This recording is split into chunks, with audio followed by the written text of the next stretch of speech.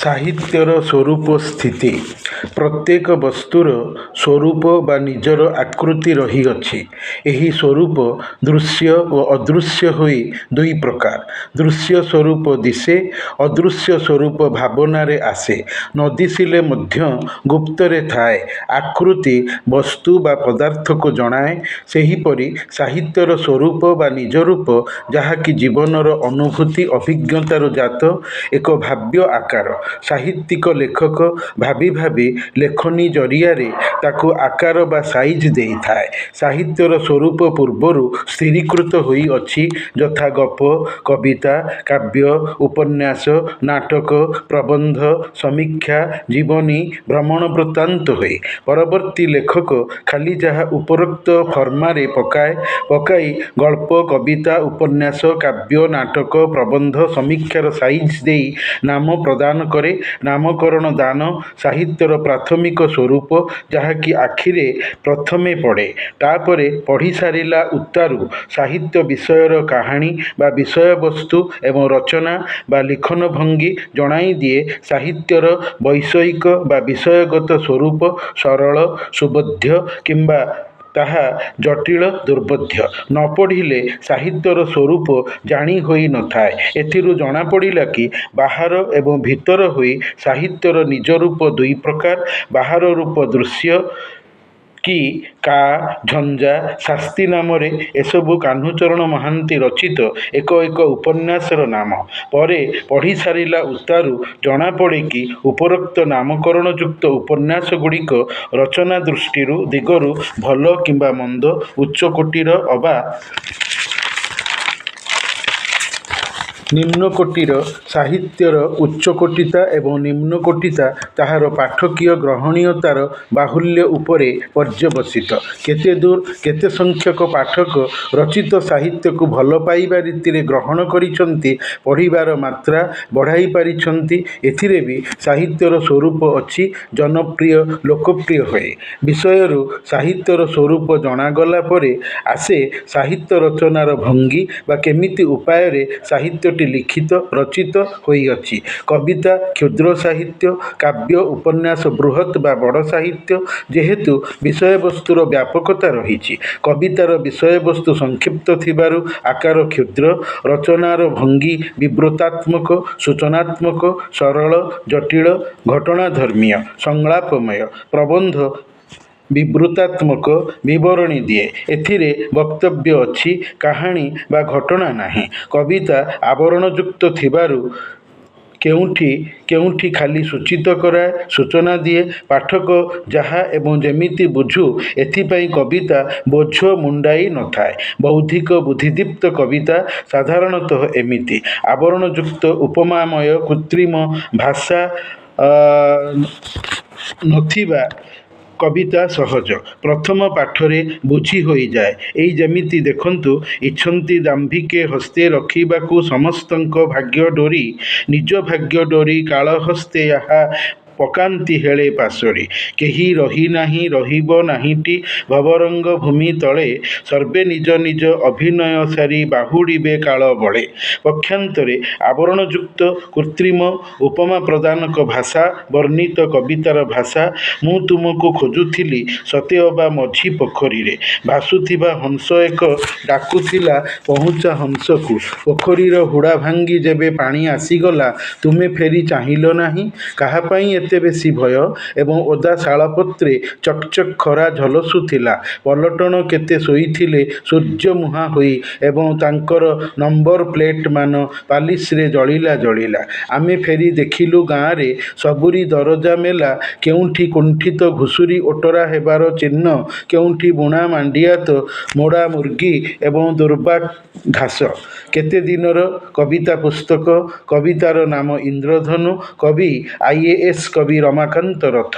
ଏଠାରେ ନିହିତ ବା ରହିଥିବା କବିତା ପଂକ୍ତିଗୁଡ଼ିକ ବୌଦ୍ଧିକ, ଦୁର୍ବୋଧ୍ୟ, କୃତ୍ରିମ, ଆବରଣଯୁକ୍ତ ଭାଷା ପ୍ରଯୁକ୍ତି ବା ପ୍ରୟୋଗ ବ୍ୟବହାର ହେତୁ କବିତାର ବିଷୟଗତ ଏବଂ ବୈଷୟିକ ଅବବୋଧ ବା ବୁଝାମଣା ସହଜ ଅନାୟାସ ହୋଇପାରି ନାହିଁ।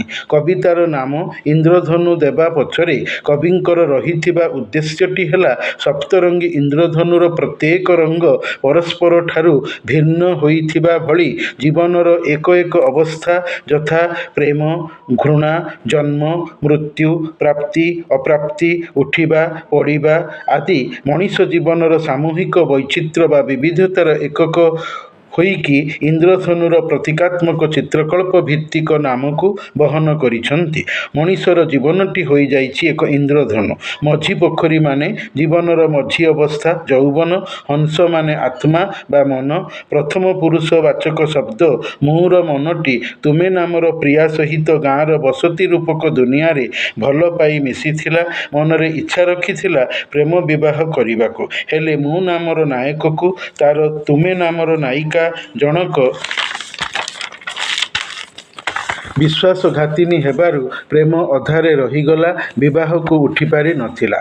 କବି ମେଘବର୍ଷା ଛାଡ଼ିଥିବା ସମୟରେ ଆକାଶର ଉଦ୍ଦିତ ଇନ୍ଦ୍ରଧନୁକୁ ସାଙ୍ଗମାନଙ୍କ ମେଳରେ ପ୍ରେମିକାର ଗାଁକୁ ଯାଇ ପିଣ୍ଡାରେ ଜୁଆଳି ଡେରା ଥିବା, ଘୁଷୁରି ଜୀବ ଟଣା ହୋଇଯିବା, ବୁଣା ମାଣ୍ଡିଆ ପଡ଼ିବା, ମୋଡ଼ା ମୁର୍ଗୀ ଦୁର୍ବାକ୍ଷତ ରହିଥିବା, ଦୋଷଖୀ ରାସ୍ତାରେ ଭଙ୍ଗା ହାଣ୍ଡି, ସିନ୍ଦୁର, ଫୁଲ ଆଦି ଚିତ୍ରକଳ୍ପ ସାଙ୍କେତିକ ପ୍ରୟୋଗରେ ଜୀବନର ନାନାବିଧ ସ୍ଥିତିକୁ ସୂଚନାତ୍ମକ ଛଳରେ ବୁଝାଇଛନ୍ତି, ଦେଖାଇଛନ୍ତି। କବିତା ବୁଝାଏ ନାହିଁ, ବୁଝିବାକୁ ପାଠକକୁ ଉସୁକାଇଥାଏ, ପ୍ରେରଣା ଦେଇଥାଏ। ସାହିତ୍ୟର ଏହା ହେଉଛି ବୌଦ୍ଧିକ, ବୁଦ୍ଧିଦୀପ୍ତ, କ୍ଳିଷ୍ଟ, କଷ୍ଟକର ସ୍ୱରୂପ। ତେବେ ଆକାରରେ କ୍ଷୁଦ୍ର ହେଉ ଅଥବା ବୃହତ୍ ହେଉ, ସାହିତ୍ୟ ଯେତେବେଳେ ରାଚନିକ, ରଚନାୟିତ ସ୍ୱରୂପ ଧାରଣ କରେ ସେତେବେଳେ କଳ୍ପନା ରହିବ ଏବଂ ଏ ରହିବା ଅପରିହାର୍ଯ୍ୟ ବା ନିହାତି ଦରକାର। ନହେଲେ ସାହିତ୍ୟ ସୃଷ୍ଟି ହେବ ନାହିଁ।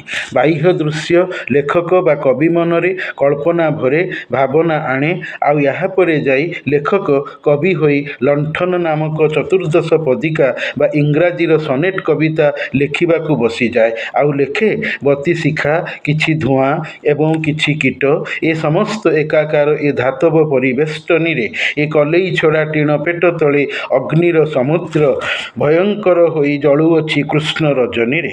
ନିଆଁ ଜଳେ ପୋଷା ମାନି ଏଇ ଟିଣର ପରିଧି, ସର୍କସର ବାଘ ପରି ଏ ଦୁର୍ଦ୍ଦାନ୍ତ ନିଆଁ ସୁନା ପିଲା। ସତେଅବା ସେ ଜାଣେ ନାହିଁ କିପରି ଏ ଲଣ୍ଠନ ତାତିଲା।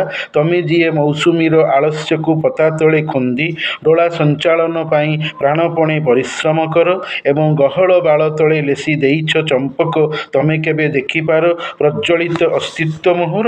ଅନୁମାନ କରିପାର ମୁଁ ଜଳୁଛି ଓ ଜଳୁଛି ତୀବ୍ର ଦରଜରେ, ମିଡିୟମ ଧୋତି ଏବଂ ଇସ୍ତ୍ରୀ କରା ଅଧା କାମିଜରେ। କବିତା ପୁସ୍ତକର ନାଁ କେତେ ଦିନର, କବିତାର ନାଁ ଲଣ୍ଠନ ଏବଂ କବି IAS କବି ରମାକାନ୍ତ ରଥ।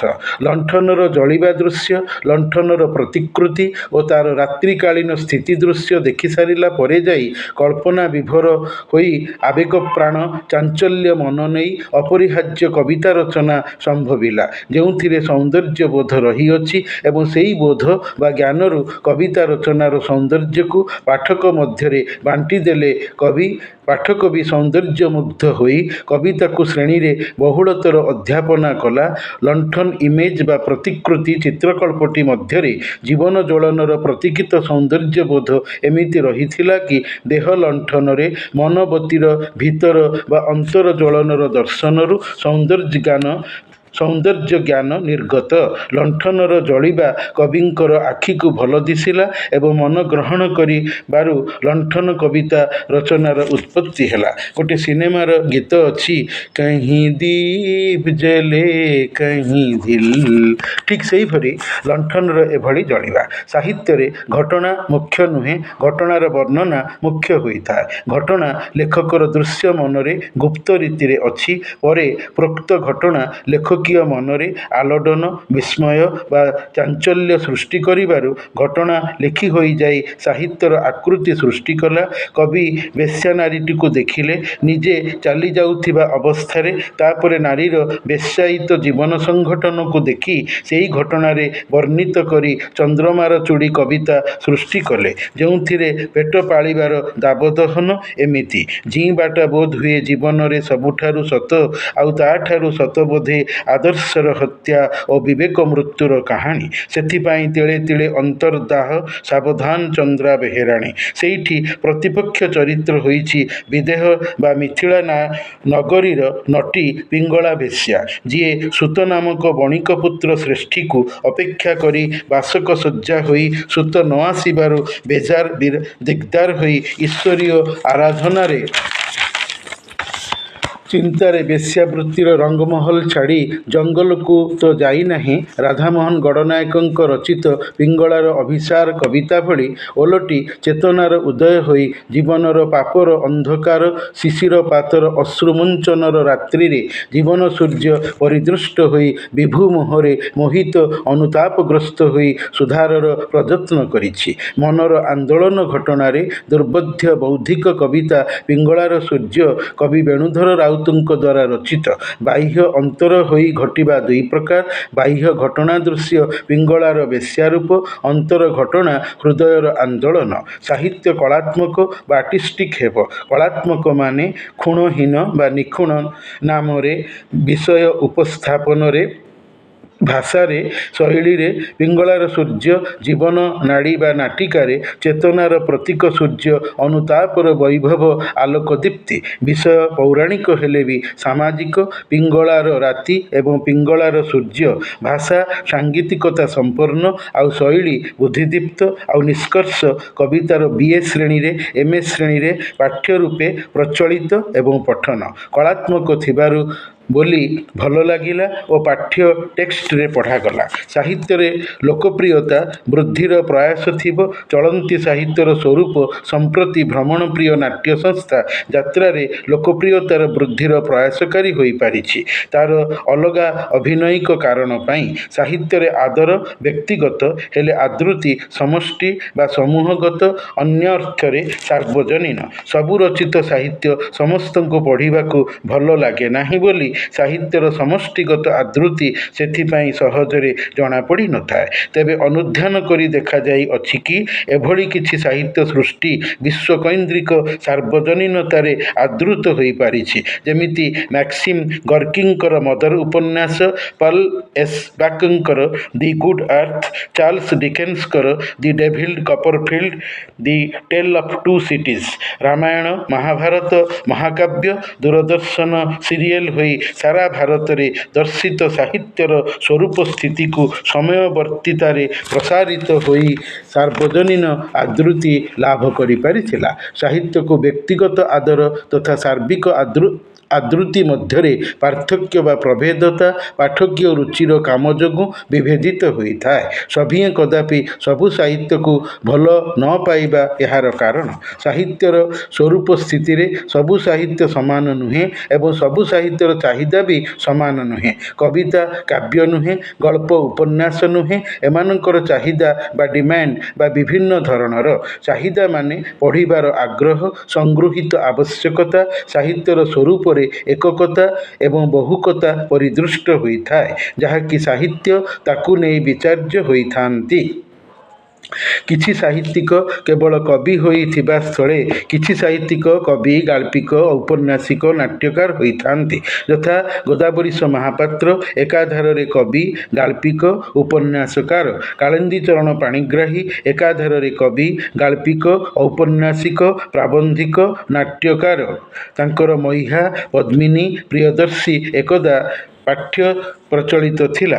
ପ୍ରାଣବନ୍ଧୁଙ୍କର ଗାଳ୍ପିକ ସୁଅ ମୁହଁରେ ପତର, ନାଟ୍ୟକାର ଯଥା ଶ୍ୱେତପଦ୍ମା, ଅଶାନ୍ତ, ସ୍ନାୟୁସଂହାର, ଦୁଃଖାବଲୋକନ, ଏକାଙ୍କିକା, ପେଟୁ, ଦୂର ପାହାଡ଼, ଶିଶୁ, ରାମଚନ୍ଦ୍ରର ସାଧନା ଇତ୍ୟାଦି। ସୁତରାଂ ସାହିତ୍ୟର ସ୍ୱରୂପରେ ଐକକୀୟ ଏବଂ ବହୁକୀୟ ପ୍ରତିଭା ତାହାର ସ୍ଥିତିରେ ସ୍ତରଯୁକ୍ତ ହୋଇ ଦେଖାଇଛି। ସାହିତ୍ୟ ନିଜ ସ୍ୱରୂପରେ ସେହିଭଳି ପ୍ରତିଭାଧରଙ୍କୁ ଜନ୍ମ ଦିଏ। ସାହିତ୍ୟ ସାର୍ବଜନୀନ ବିଷୟ। କାରଣ ମନୁଷ୍ୟ ଜୀବନର ବ୍ୟାଖ୍ୟାକାର ଥିବାରୁ ପ୍ରାୟତଃ ସମସ୍ତେ ସାହିତ୍ୟ ପଢ଼ିବାକୁ ଭଲ ପାଆନ୍ତି, ସିନେମାରେ, ଯାତ୍ରାରେ, ଅଭିନୟରେ ଦେଖିଥାନ୍ତି। କେବଳ ଏହାର ବିଷୟରେ ଜୀବନ ଥାଏ ବୋଲି। ଜୀବନ ପ୍ରିୟତମ, ତେଣୁକରି ସାହିତ୍ୟ ଆଦରତମ। ସାହିତ୍ୟ ଅନୁଭୂତିରୁ ତଥ୍ୟ ଆହରଣ କରିଲେ ମଧ୍ୟ ଏହା ଜୀବନର କାଳ୍ପନିକ ବର୍ଣ୍ଣନା ମୁଖ୍ୟ ହୁଏ। ସାହିତ୍ୟ ସର୍ବଦା ସମୟ ଉପଯୋଗୀ ରଚନା। ଏହା ପ୍ରତ୍ୟେକଟି ଭିନ୍ନ ସମୟରେ ଭିନ୍ନ ଭିନ୍ନ ସ୍ୱରୂପରେ ଦର୍ଶିତ ହୋଇଥାଏ। ଯଥାର୍ଥରେ ରାଧାନାଥ ରାୟ ତାଙ୍କର ଚିଲିକା କାବ୍ୟରେ କହିଛନ୍ତି, ଦୁଷ୍ଟ ପୂର୍ବ ହୋଇ ଅପୂର୍ବ ପ୍ରତୀତି, ସୁନ୍ଦର ପଣର ଚିରନ୍ତନ ରୀତି, ସୁନ୍ଦରୀ ତୃପ୍ତିର ଅବସାଦ ନାହିଁ, ଯେତେ ଦେଖୁଥିଲେ ନୂଆ ଦିଶୁଥାଏ। ସାହିତ୍ୟର ସ୍ୱରୂପ ଠିକ୍ ଏଇଭଳି। 21 ବର୍ଷର ଇଂରାଜୀ କବି ଜନ୍ କିଟ୍ସ, ଯିଏକି 21 ବର୍ଷରେ ମରିଯାଇଥିଲେ, ସେ ଗୋଟିଏ ବାକ୍ୟ କହିକି ଚାଲିଯାଇଛନ୍ତି, a thing of beauty is joy forever. ତାହା ହିଁ ସାହିତ୍ୟର ସୌନ୍ଦର୍ଯ୍ୟାତ୍ମକ ସ୍ୱରୂପ ସ୍ଥିତି। ପ୍ରାଚୀନ ଯୁଗର ସାହିତ୍ୟ ଅଲଗା, ଆଧୁନିକ ଯୁଗର ସାହିତ୍ୟ ରଚନା ଦିଗରୁ ଅଲଗା। କାରଣ ସମୟର ବିବର୍ତ୍ତନ ସାହିତ୍ୟର ସ୍ଥିତିରେ, ରୂପରେ ନିଆରାପଣ ଆଣିଥାଏ। ଆଣିଥିଲେ ବି ସାହିତ୍ୟର ଚିରନ୍ତନ ମୂଲ୍ୟବୋଧ ତାହାକୁ ସବୁ କାଳର କରାଏ। ଉଦାହରଣ ସ୍ୱରୂପ ବର୍ଷା ଦାସଙ୍କର କଳସା ତଉତିସା କବିତା ପଦ୍ୟଟିରେ କଳସୀ ବା ମାଠିଆ ହିନ୍ଦୁ ଧର୍ମର ମାଙ୍ଗଳିକ ବୈବାହିକ ଶୁଭକାର୍ଯ୍ୟରେ ପୂର୍ଣ୍ଣକୁମ୍ଭର ଦର୍ଶନ ଦେଖାଇ ବିବାହ ବ୍ୟାପାରରେ ଯୁବତୀ କନ୍ୟାକୁ ରୋଗା, ପତଳା, ଦୁର୍ବଳା, କୁତ୍ସିତ, ବୁଢ଼ାବର ଆଦୌ ଚାହେଁନା। ଯୁବତୀ ଚାହେଁ ସୁଧୀର, ସୁଶୀଳ, ସୁଶ୍ରୀ, ରୂପବାନ, ସୌଷ୍ଠବ ସମ୍ପନ୍ନ, ସ୍ୱାସ୍ଥ୍ୟବାନ, ଉତ୍ତେଜକ, ଯୌନ ସୁଖଦାନକାରୀ ଯୁବକ, ଅନୁଗତ ବର, ଯିଏକି ଜୋରୁକା ଗୋଲାମ ହୋଇ ଦୃଢ଼ ଦ୍ରୁମ ହୋଇ ରହିଥିଲେ ଯୁବତୀ କନ୍ୟା ପରିଣୟ ପରେ ଆପେ ଆପେ ଲତିକା ରୀତିରେ ଲୋଟେଇ ଯିବ। ଏହା ହୋଇନଥିବାରୁ ପାର୍ବତୀ ଦେବୀ ଅସୁଖୀ ଥିଲେ। ନନ୍ଦକିଶୋର ବଳଙ୍କର ଜେମାଦେଇ ବି ଯୁବତୀ ବିଧବା ହୋଇ ପଡ଼ା ସାହିର ପାଣି ଆଣିବାକୁ ଗଲାବେଳେ ଯୁବକ ଟୋକାମାନଙ୍କର ଟିପ୍ପଣୀର ଶରବ୍ୟ ହୋଇଥିଲେ। ଆଉ ଫକୀରମୋହନଙ୍କ ଚନ୍ଦ୍ରପ୍ରଭା ନିର୍ଜଳା ଏକାଦଶୀ ବିଧବା ହୋଇ ପାଳିଥିଲା। ଉପେନ୍ଦ୍ର କିଶୋର ଦାସଙ୍କ ମଲାଜହ୍ନ ଉପନ୍ୟାସର ନାୟିକା ସତୀ ନଦୀରେ ଆତ୍ମହତ୍ୟା ନିଜକୁ କରାଇବାକୁ ବାଧ୍ୟ ହୋଇଥିଲା ବିପତ୍ନୀକ ନରହରି ମିଶ୍ରଙ୍କର ସୌରଭୀ ସଂଯୁକ୍ତ ପାପ ପ୍ରଣୟରେ ଲିପ୍ତ ଥିବା କାରଣରୁ। ଗୋଦାବରୀଶ ମହାପାତ୍ରଙ୍କର ନୀଳମାଷ୍ଟ୍ରାଣୀ ବୈଧବ୍ୟ ଯାତନା ଭୋଗିବାକୁ ରାଜି ନ ହୋଇ ଗାଁର ଯାତ୍ରାରେ ଅଭିମନ୍ୟୁ ପାଟକାରୀ ମଦନ ସେଠୀ ନାମକ ଯୁବକକୁ ଦ୍ୱିତୀୟ ବିବାହ କରି ମାନବ ଜୀବନରେ ସଂସ୍କାର ଆଣିଥିଲା। ଜୀବନର ଯାହା ಧ್ಯେୟ ସାହିତ୍ୟରେ ତାହା ସ୍ଥିତ ହୋଇଥିଲା। ତେଣୁକରି କାଳର ବିଭାଜନରେ ସିନା ସାହିତ୍ୟ ପ୍ରାଚୀନ, ନବୀନ, ସାମ୍ପ୍ରତିକରେ ବିଭକ୍ତିତ, ନଚେତ୍ ମନୁଷ୍ୟର ଜୀବନର ମୌଳିକ ଘଟଣା ସ୍ଥିତିକୁ ନେଇ ସାହିତ୍ୟର ସ୍ୱରୂପ ସଦା ନିତ୍ୟ ନୂତନ। ସାହିତ୍ୟର ପ୍ରକାରଭେଦ ଗତ ସ୍ୱରୂପ ବା ନିଜ ରୂପ ଅଛି, ଯାହାକି ରଚନା ସମ୍ପ୍ରେଡ଼ିତ, ଯଥା ଗାଥା, ସମ୍ବୋଧ, ଶୋକ, ଜାତୀୟ, କାଳ୍ପନିକ, ବାସ୍ତବମୟ, ବ୍ୟଙ୍ଗର ରଚନାରେ କବିତା ଗୀତିମୟ ହୋଇ ଅନେକ ବାଗରେ ନିଜକୁ ଅଭିବ୍ୟକ୍ତି ଦେଇ ସ୍ୱରୂପରେ ବୈଚିତ୍ର୍ୟ ଆଣିଥାଏ।